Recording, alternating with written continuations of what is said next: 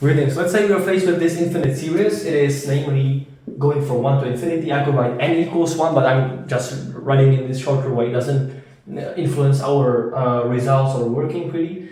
With the argument, let's say 1 over n squared plus 2n plus 1. I want to see, does it converge or does it diverge?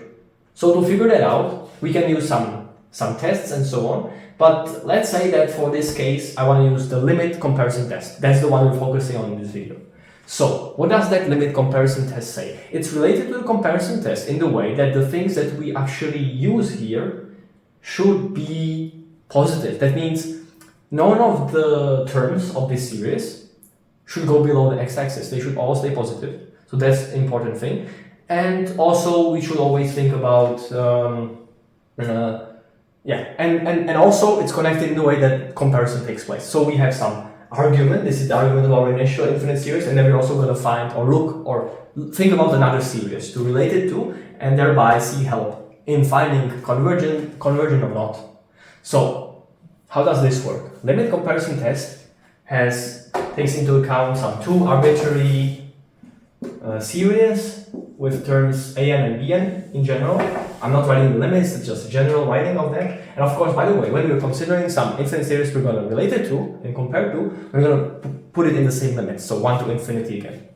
Right? So what are these two? How are these what are their constraints? So they're both above 0, but we should also put it in this way because there's actually going to be another writing.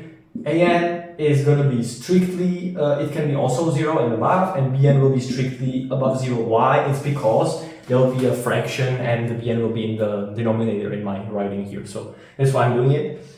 Basically, they should not go below the x-axis. So the point here is that we will have some property related to the limit of their ratio. So limit n goes to infinity of their ratio, so we do a division of them, equals to L, which is some value, and that value should be finite. That is the point. The value should be finite. And if it is, then they're both at the same time convergent, or they're both at the same time divergent. It's not that in this aspect they differ. So if we have two series with some different arguments, we put those arguments into ratio and take their limit to infinity. If the result of that limit is not 0 and not infinity, but something in between, some finite value, strictly between 0 and infinity, then both of them are either convergent or both of them at the same time are divergent. But it's not like one is convergent and the other is divergent or vice versa. They're both going to be the same in that sense. Alright, so that's out of the way. We can use it in this example. So, as always, you want to see is it convergent or is it divergent? And we have some second degree polynomial here. And the way we actually approach this is we have to think of another series. So for example, let's say this one's argument was that an and the other one should be the bn. And by the way, the result won't change if we switch these two. That's why it was also a little, here we make sure that bn not 0 at all, unlike an. But if we switch it, then an would have that property or that requirement. It won't matter whether if we divide here inside the limit an by bn or bn by an. The result that we get is gonna still end up the way it should. So it will still tell us. It will still either be 0 or infinity, or it will be between. It will not get influenced by it. So based on what algebra is easier, how to do it is easier, then that's the choice. This is the generic way to write it. And if you call one an and the other one bn or vice versa, then you might switch it. In any case, just keep in mind this is not to be followed 100%. We can switch them. So instead of an and bn in this, we can divide them the other way around. Doesn't matter anyway. Let's look at another infinite series to which this one will be compared, and thereby you'll be able to apply this idea. So how do we do it? Well, we know that if the result of this ratio will lie in some range, in this desired range, then they both are either convergent, both are divergent. One of these options. And that still doesn't necessarily tell us directly if this will be convergent. We have to know that at least one of them is convergent to know that both will be, or the same idea with divergence. Well, that's how we're going to choose the second series. So the second series, we should choose some about which we know. Does it converge, does it diverge? Well, we also choose it on the basis of how algebraically simple it will be to put it inside this limit here. So if we have this second degree polynomial, I would choose, for example, I'm already actually proposing this will be convergent, but let's see through this test. I will use as the second series, I can use theoretically almost anything, but I should use something that will work nicely in this fraction. So what I will choose is some series about which, first of all, the argument, some argument for that second series, about which I know that series will then be convergent or divergent. I know that about it, and also it will be easy to do this. So I will choose 1 over n squared because it's similar to this, and algebraically it will be easy to put it in this fraction and then take the limit. So what will it be? This one is convergent. It's by the p-series test that says if this exponent right here is above 1, then it should be convergent. And so we know about this second series, which will be then Bn, for example. So let's say this one is the An, this one is the Bn. So we know about this one that's convergent. So now we can apply the limit comparison test directly and see whether it will tell us that this one is also convergent or if it doesn't apply. So we'll do the limit of the ratio. So An is this,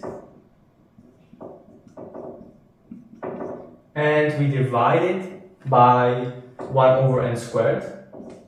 Now that's basically switching these. So I'm not going to write the argument of the limit anymore, although I still mean it goes to infinity, just shorter notation.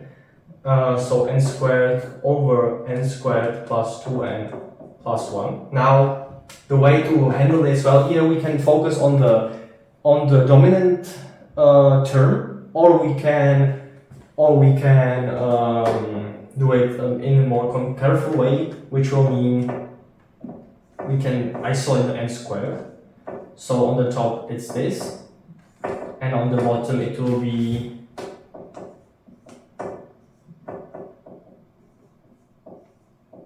this plus this, and then via the limit properties we can also apply the limit to both numerator and denominator individually. Also this gets cancelled out here.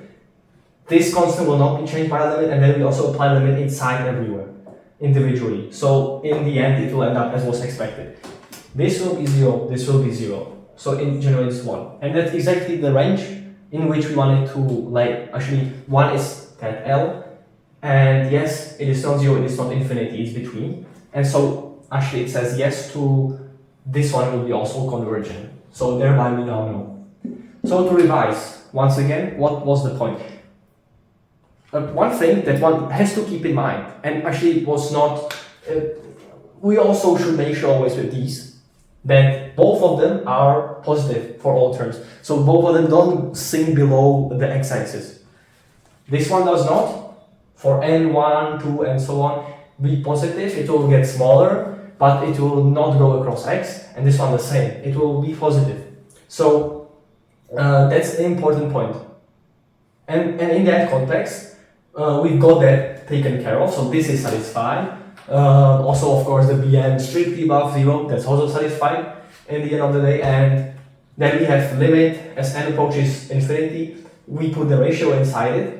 And as long as the result of this thing is not 0 and it's not infinity, and by the way, these things could be switched, then we can conclude that if the other chosen series with the same bounds, but a different argument, which was put in this ratio inside the limit with the initial series that we were taking care of, if that result of that whole limit is this, then, which it was in this case, then if we know about the new series is convergent, then the initial one is also convergent. So that guess, or actually knowledge of this one, helped us also determine the convergence of this one. So yes, we know that the first one, the one we're looking for, is convergent.